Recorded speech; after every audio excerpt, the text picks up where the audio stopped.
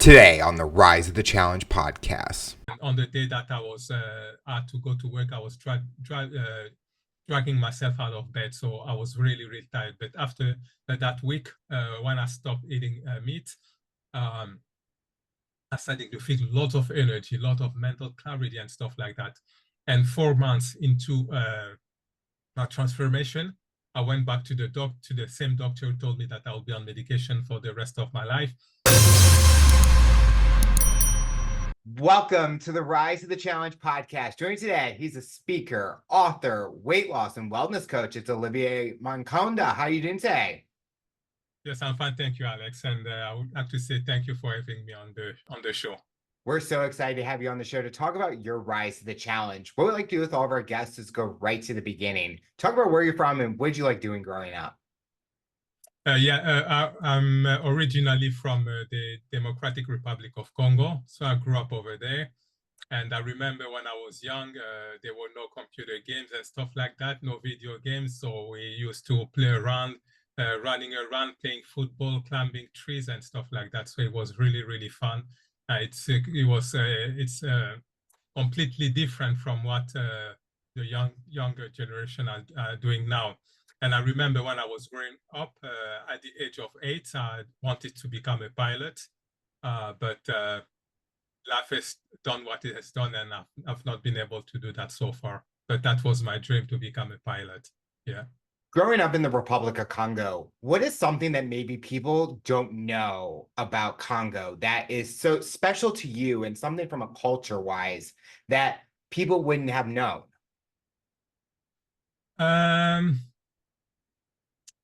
What I can say, I would say, for example, I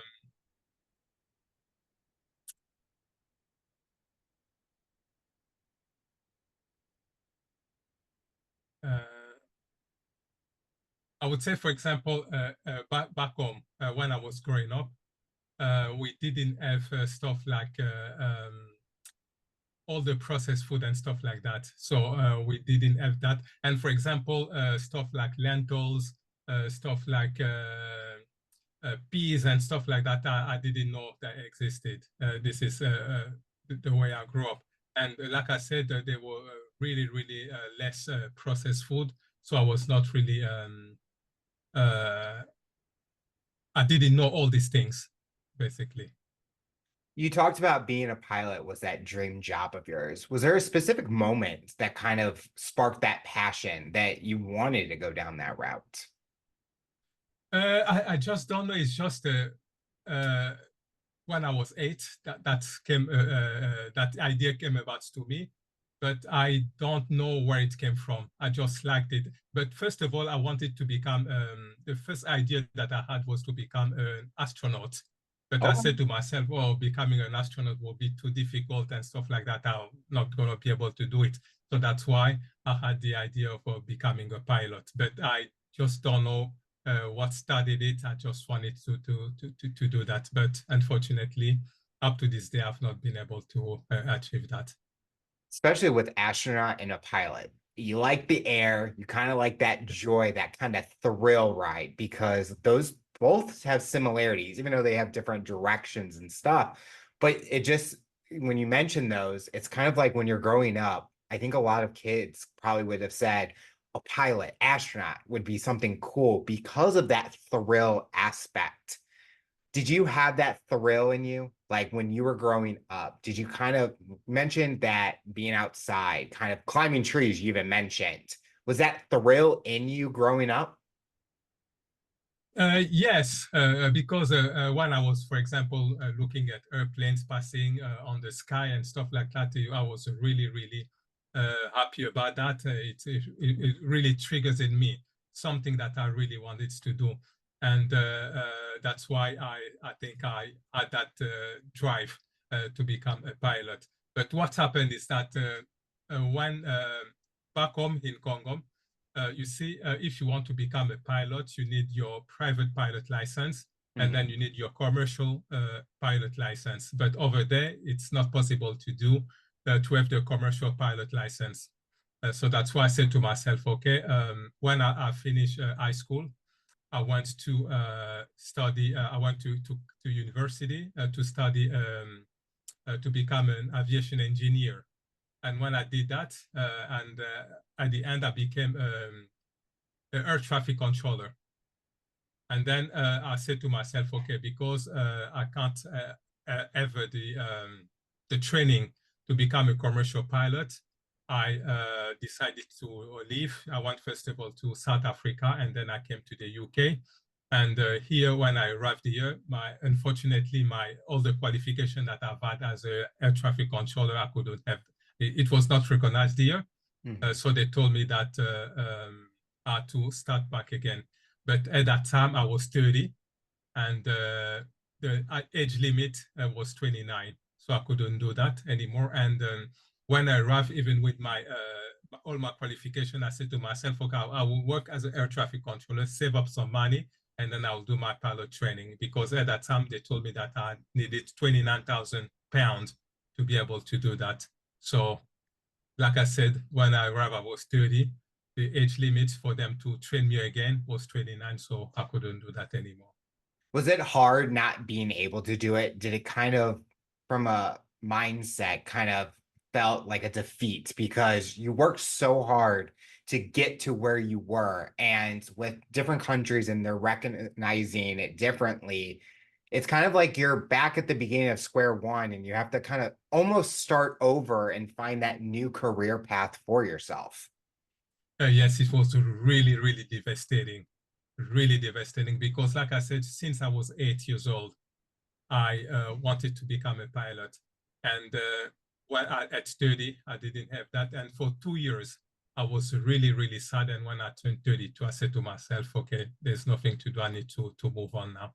But I was really depressed, really sad, not being able to do that. Was that depression that you went through, how hard did that take you personally? Did kind of family, friends kind of notice a change because you were going through that?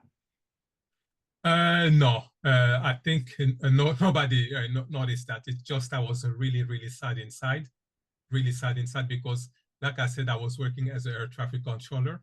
And when my first job that I got here in the UK, I was working as the company was called Canadian Pizza, where they were making pizza. So you can see I was a air traffic controller and making pizza. So it was really a big shock. But I was really sad inside, and I don't think that people noticed that. I was really sad, and then after 2 years, I said to myself, okay, I need to move on now and try to do something else. I want to backtrack and talk about the different locations you just mentioned. Growing up in the Republic of Congo, then moving to South Africa to moving to the UK. Was there a challenge moving to three different locations that have different cultures, different industries, different experiences, different people, and how they live their lives? What challenged you there? Or better, what was the exciting part going to those different countries? Yeah, so first of all, the big difference was the food. The Mhm. food was completely different because in South Africa, in the UK, I've had access to lots of animal products, lots of dairy products, lots of processed food, which was completely different from back home because back home, until when I left, I was very lean.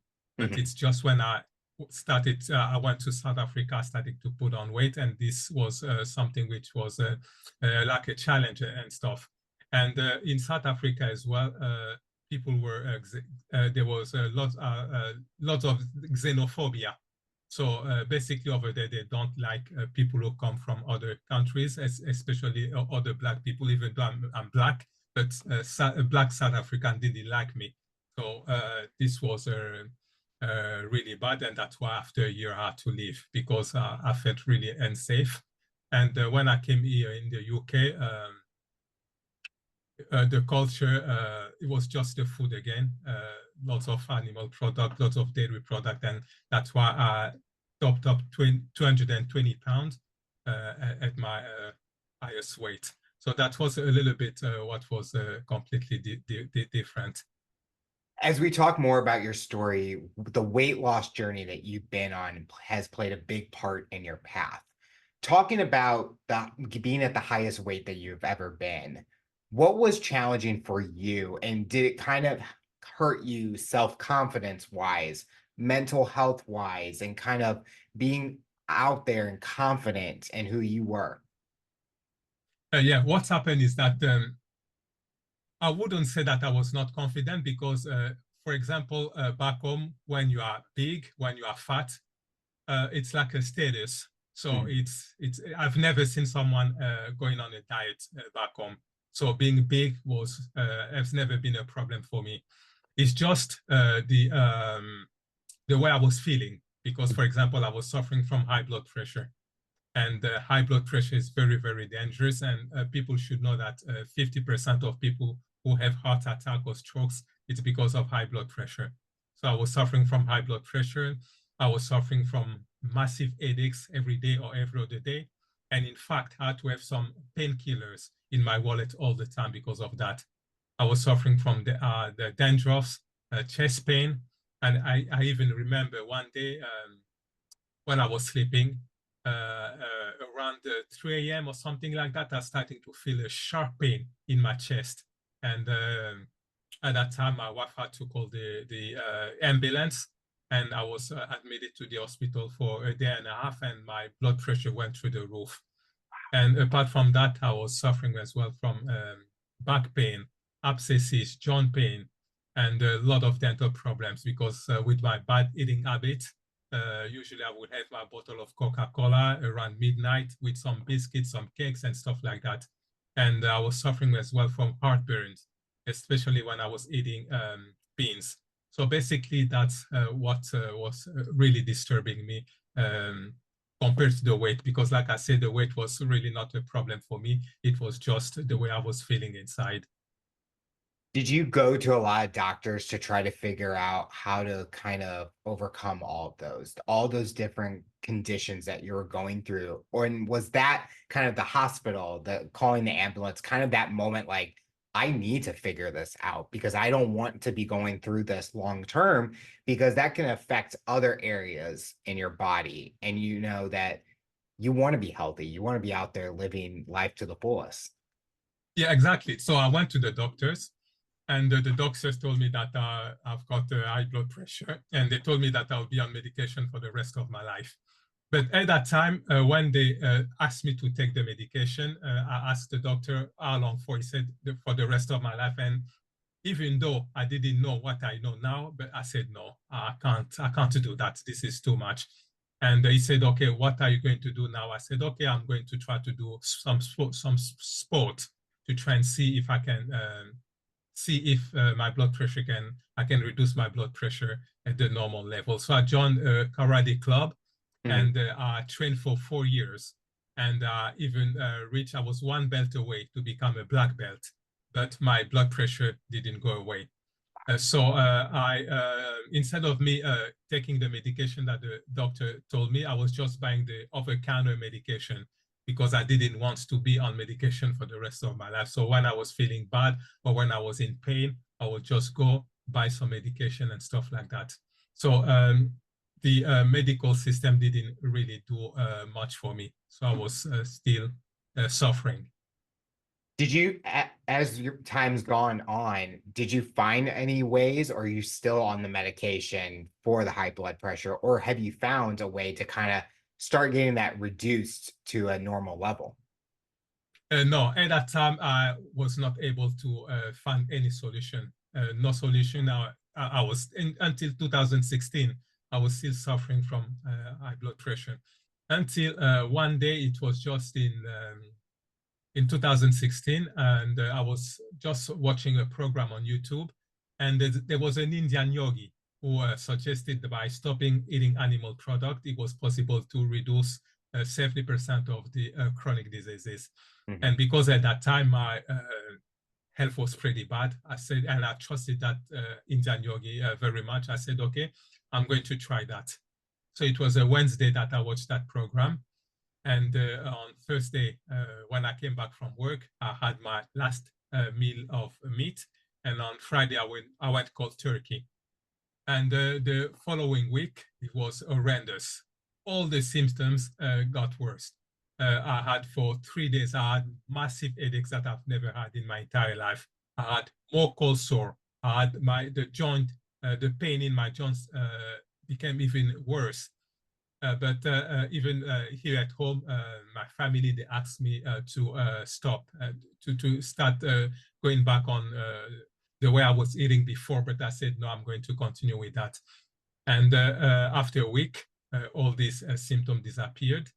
And I'm starting to feel a lot of energy, a lot of mental clarity, because I forgot to say that before that, I was feeling tired all the time. For example, on my days off, the day that I was not working, I would sleep until 1 p.m.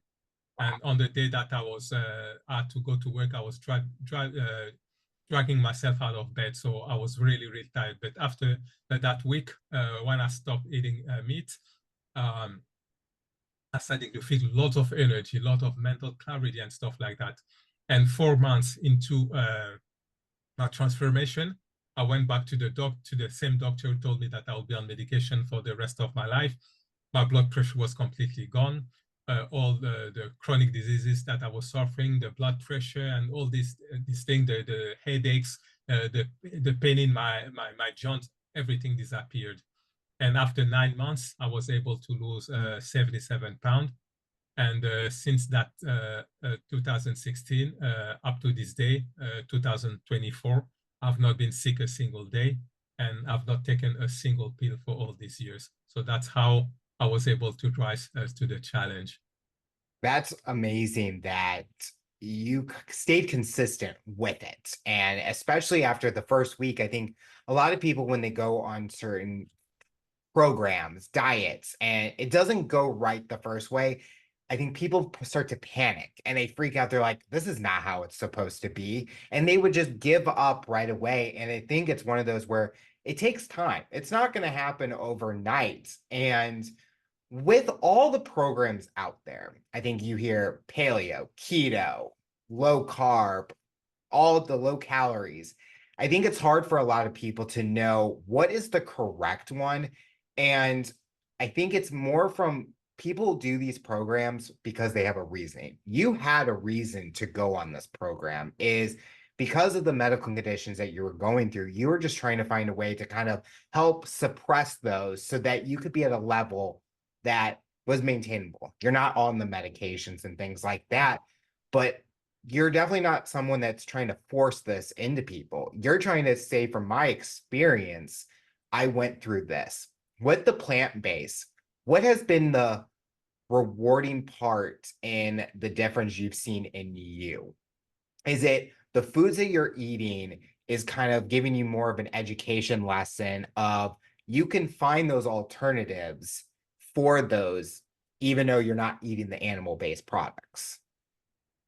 Yeah, exactly. So basically, the plant-based nutrition has enabled me to really understand that it's possible to live a disease-free life. Mhm. Because when we grow up and when we get older, people will tell you that, oh, it's normal for you to get sick and all that. And from my own experience, I've noticed that it's not the truth. Because when I started this plant-based nutrition, I was 46. Today, I'm 54, and my health is getting better and better. So basically, that's what I've noticed. And obviously, I'm not trying to force that on people. I'm just sharing my experience. And for people who are trying as well to follow basically the course or the program that I'm teaching, they are reaping the same benefit as well, or similar benefits. So basically, that's what I've been able to notice in this plant-based nutrition. When you're sharing your story and people are listening, what's the first thing that they tell you about maybe their experience that they're going through or something that you've shared that's connecting their story with yours? Yes. So basically, what's happening is that when they start this program, the first thing that they notice is that because a lot of people I've noticed that they suffer from tiredness. They feel tired all the time and stuff like that. But as soon as they start this, first of all, they feel that they are less tired, they are less bloated, and they really feel that there's something different going on in their bodies. Mhm. But the problem that they face is that because they're doing something different, and they start having the criticism from people. And that's exactly what happened to me as well. That's the biggest challenge that I've been through. It's not really uh, my change of lifestyle, but it's what people was telling me.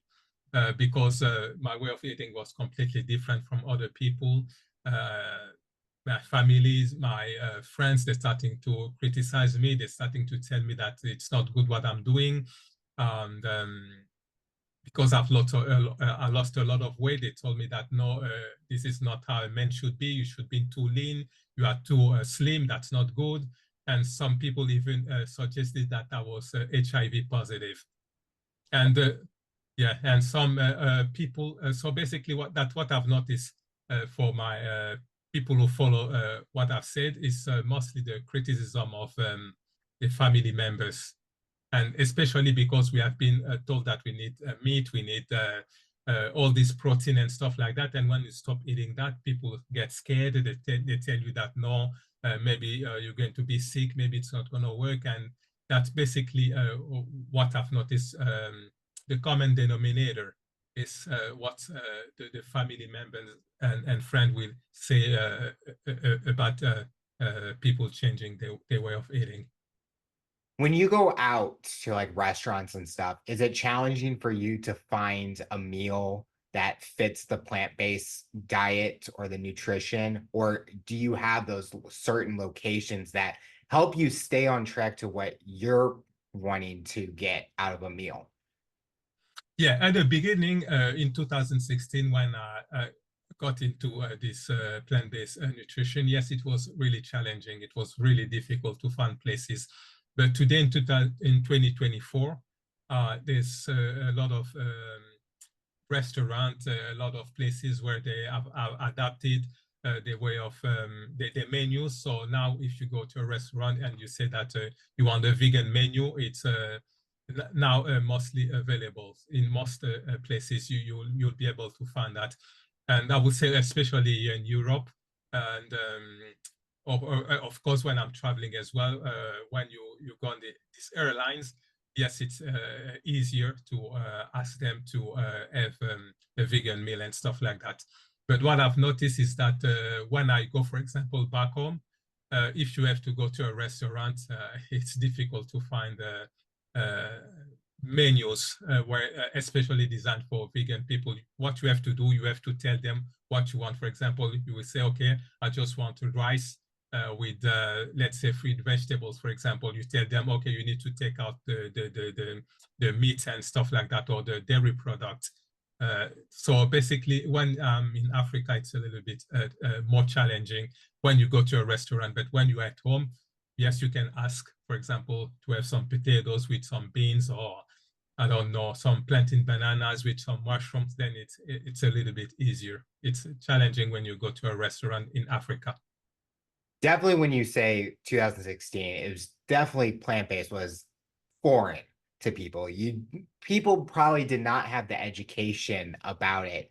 And now you go to a lot of restaurants and even products in grocery stores, especially here in the States, you see it more common where there's shelves full of it, freezers full of it. And I think a lot of more people are getting the education lesson because nowadays you have social media, you have Google, you have the internet to really teach you about it. And I I'm not on the plant base, but I see it and I'm someone that is willing to learn about it because it's an education.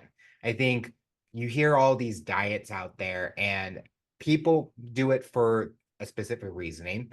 And we all have the right to choose what we want to do. But I think if we're all learning about it, it maybe can help us be more kind of supportive of each other. And be able to be open and have those conversations. Like for us, you're teaching me something about the plant-based that I didn't know because I'm not someone that goes through it, but it helps me understand it a lot more. And I think it's just amazing with what restaurants are doing and giving options to all of those programs and diets, because I think it's so important for people that they can feel included. They can go out and enjoy and it not really affect them at all. Yeah, exactly. Because usually when you say to people that I'm vegan or I'm on a plant-based nutrition, the first thing that comes up to their mind is that you eat salad every day. Yes, That's what comes I up to will their agree. mind. Yeah. Yeah, but that's not the case because there's a ton of things that you can eat. For example, you can buy because when I started this plant-based nutrition, I didn't know exactly what to eat, so I did buy a vegan recipe book. Mm. And in that vegan recipe book, there were 365 recipes. So for every day, you could change your meal basically. And so that's why what I'm doing now is to educate people to let them know that being on a plant-based nutrition, it doesn't mean just eating a salad. There's a ton of things that you can eat, and you can eat mushroom, you can eat bell pepper, you can eat sweet potatoes, rice, brown rice. You can eat cauliflower, spinach. There's countless stuff that you can eat on a plant-based nutrition, and you can make loads and loads of recipe. And that's really my mission, to tell people that it's not boring when you eat a plant-based nutrition. There's lots of recipes, lots of combination that you can do, and lots of flavor. You can add lots of spices in your food, and that's very good. Our listeners like to learn even more about the guests. When you're not working, what do you like to do for fun that maybe people don't know you like to do? Sorry, can you repeat the question? When you're not working, when you're not doing speaking, writing, and things like that, what do you like to do for fun that maybe people don't know you like to do? I like to play tennis. Okay. I really, really like to play tennis because even remember when I was young, when I was maybe 14 or something like that. I even won a championship when I was back in Congo. So I really, really like playing tennis. And what is fun is that when I was when I was overweight, I wanted to play tennis again, but I couldn't do that anymore because I was always out of breath. I was tired all the time, and I couldn't do that. So now that's what I'm doing. I play tennis. Well, at the time of this interview, we just had the French Open, and now Wimbledon will be here in a few months. So you got the home court advantage right there. Yeah, definitely. I really, really like tennis. Yeah. The final question I'll ask you, for someone that's listening to this interview based on your journey and experience, what tips or advice would you give them to overcome obstacles, accomplish their goals, and rise to the challenge? Yeah, what I would tell them is that what they need to understand is that when you want to change anything in your life, you need to have the right mindset. The right mindset is the key to any change that you can make in your life. Because you will see, for example, a lot of people when they go, for the New Year's resolution, they will say, okay, I'm going to lose weight or I'm going to stop smoking and stuff like that. They will try that for maybe 2-3 weeks. And then after that, they will stop and they will go back to their old habits. And this is because of the mindset. You need to have the right mindset. You need to have a winning mindset, and you need to have a why. Because if you want to use the willpower, most of the time it's not going to work. You need to have the why power. You need to know why you want to change. And in my own case, for example, all the ailment that I had, all the pain, all the discomfort that I had was my bigger why. I said to myself, I need to change that. And I was saying to myself as well, I've got kids. I want to see them growing up. I want to see them getting married. I want to see my grandchildren. And I wanted to leave. And because of that, I said, okay, I'm going to change. And that's why, for example, for the first week, when everything went worse, I was able to continue to on that path because of my mindset, because of my why. And that's really what I would like to let know your viewers, your listeners, that they need to have a bigger why. They need to have the right mindset if they want to rise to any challenges. Olivia, I want to thank you so much for coming on the show and talking about your rise to the challenge. You're inspiring so many people, and we are excited to see what the future looks like for you. Okay, thank you very much for having me. I'm really, really delighted. I'm grateful for you to have given me this opportunity to share my story. Thank you very much. Stop right there. Make sure you hit that subscribe button. You don't want to miss out on all future content. Make sure you also follow on all our social media platforms. You'll see even personalized content on there. Hopefully, you enjoy. Stay tuned for more on this episode.